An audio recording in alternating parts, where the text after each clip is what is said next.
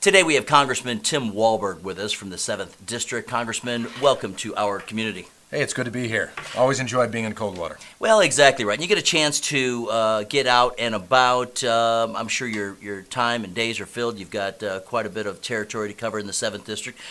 Maybe give me a typical week schedule between here and going to Washington.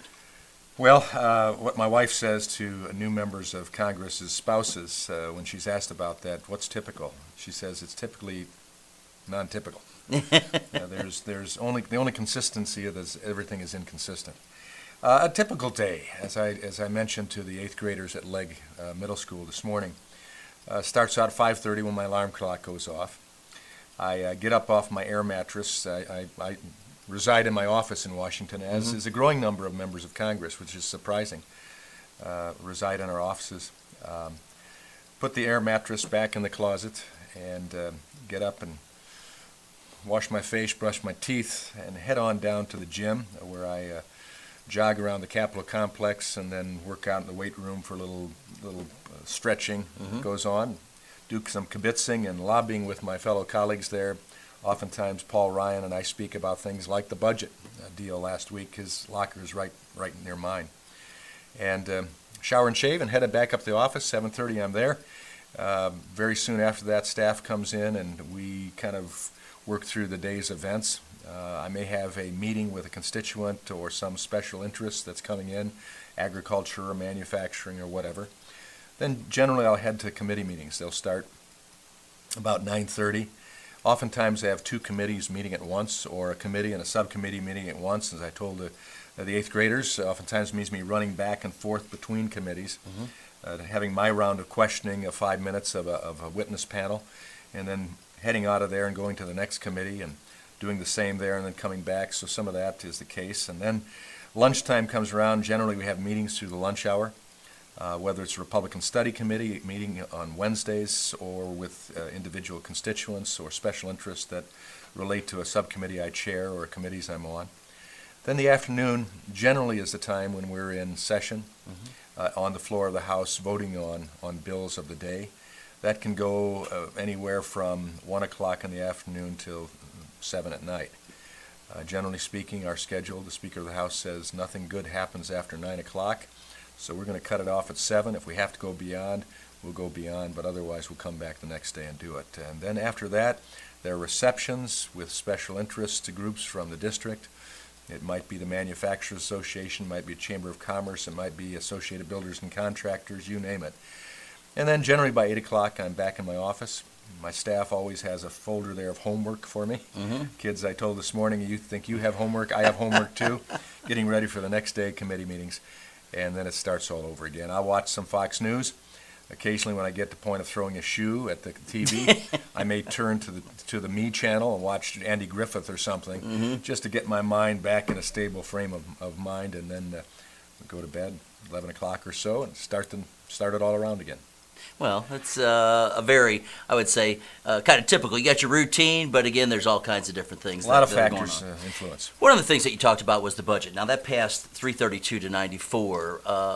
Are there winners or losers in this budget process?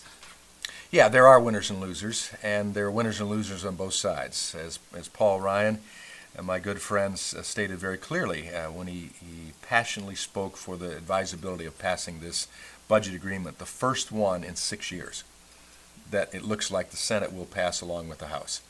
That's unconscionable that we have, I really believe, violated the Constitution, not passing a budget for 6 years already, and now being pushed into it.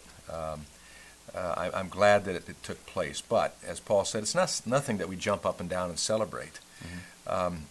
This is just a way forward. We have a divided government. If you think about Democrat, Republican, majority in the House is Republican, majority in the Senate is Democrat, the White House is Democrat.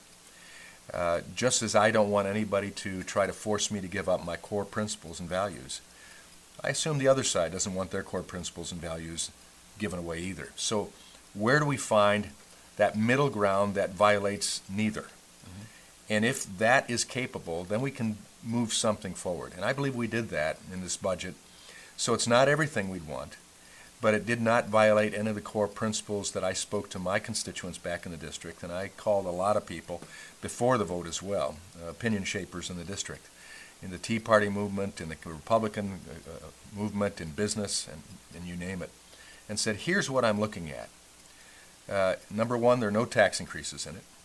Number two, it still keeps us below sequestration level, the basic, the Budget Agreement Act, or Budget Control Act.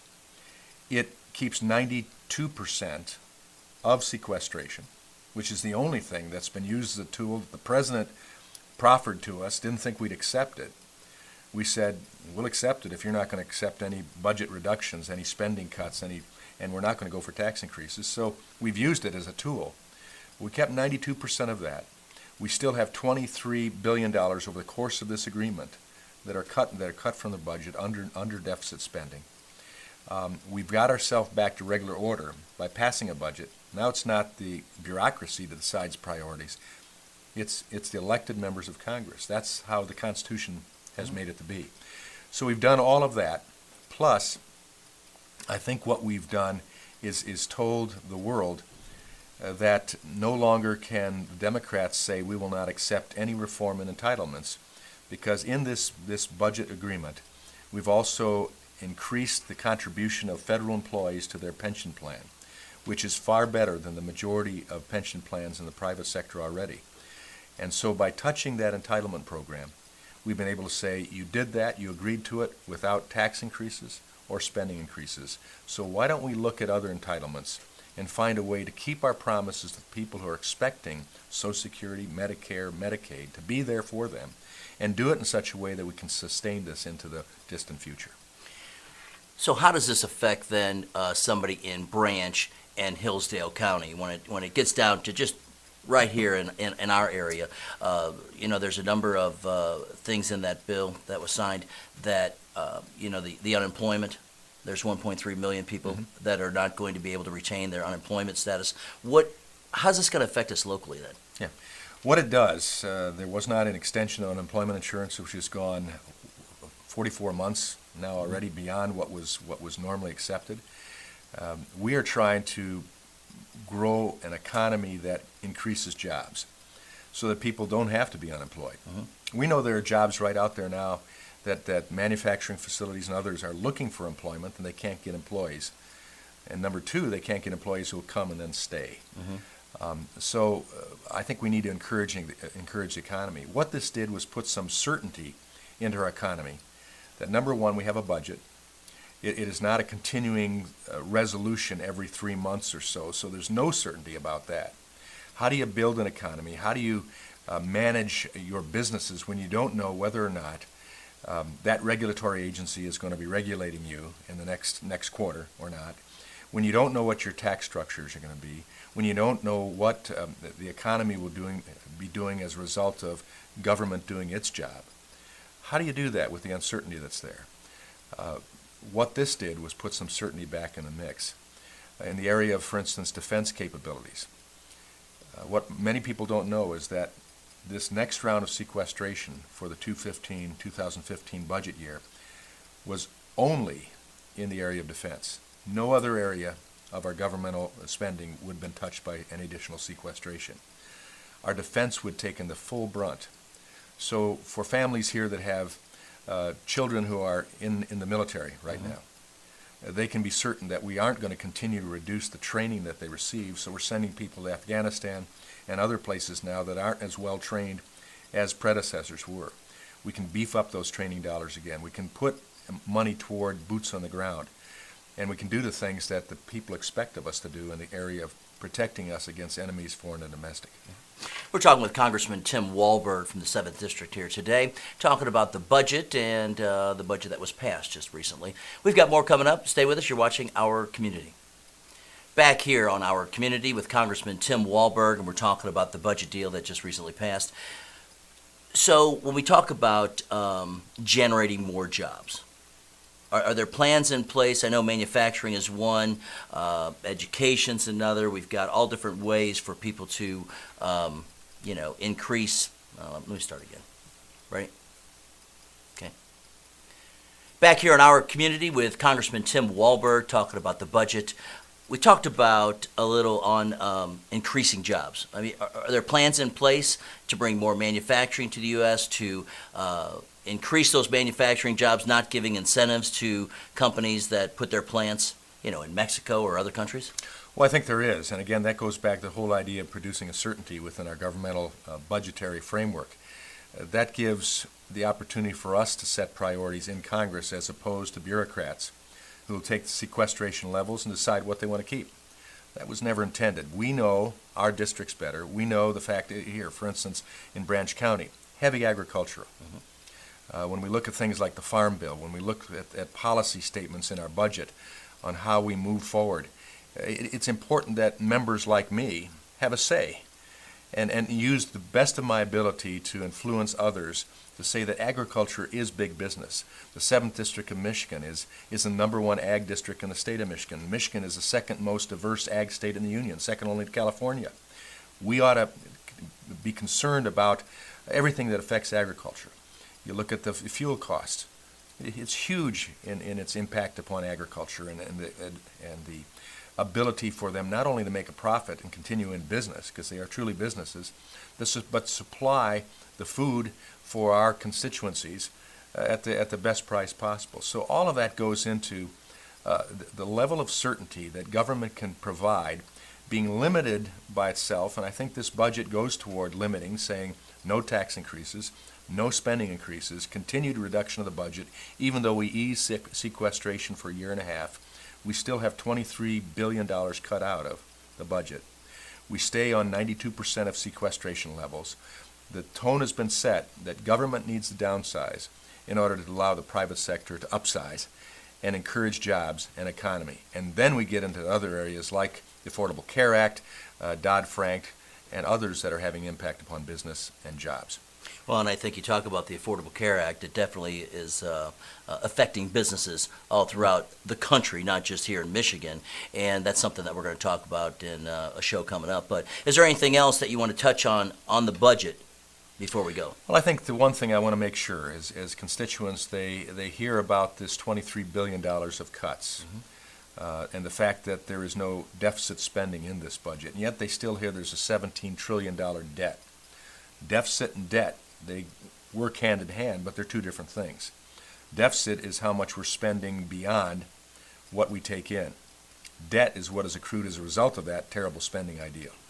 Our efforts are to continue reducing deficit spending to the point of getting to a glide path to balance the budget.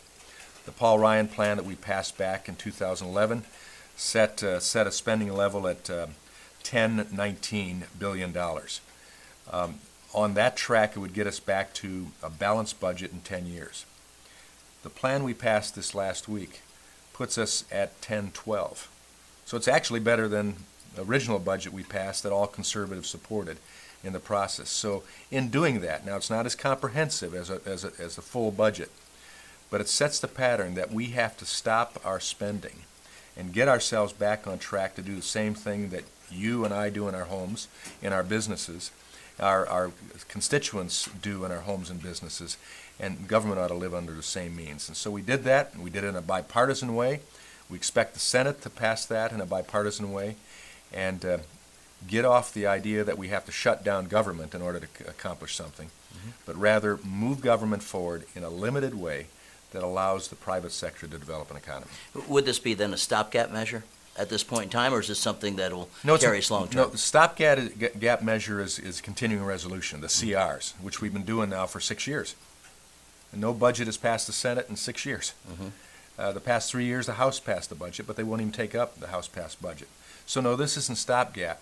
This is an actual budget agreement for 2 years that moves us forward, that takes the potential shutdown of January off the table, takes the potential shutdown of October off the table, and allows us during this time to go to the regular order of appropriations process in the House of Representatives, where all spending and budget bills are initiated, and have our Appropriations Committee hammer out through their processes what the priorities should be, and not just do across-the-board cuts that allows the bureaucrats to make the priorities, lets us do it. I think it's a good deal. And it really gets us back on track of letting the people rule, as George Washington said about this country. That's the difference of this nation from every other nation, is the people rule. And this will allow that process. Congressman, thanks for being with us. Great to be with you. All right. Congressman Tim Walberg talking about the budget today here on Our Community. Stay with us. We got more coming up.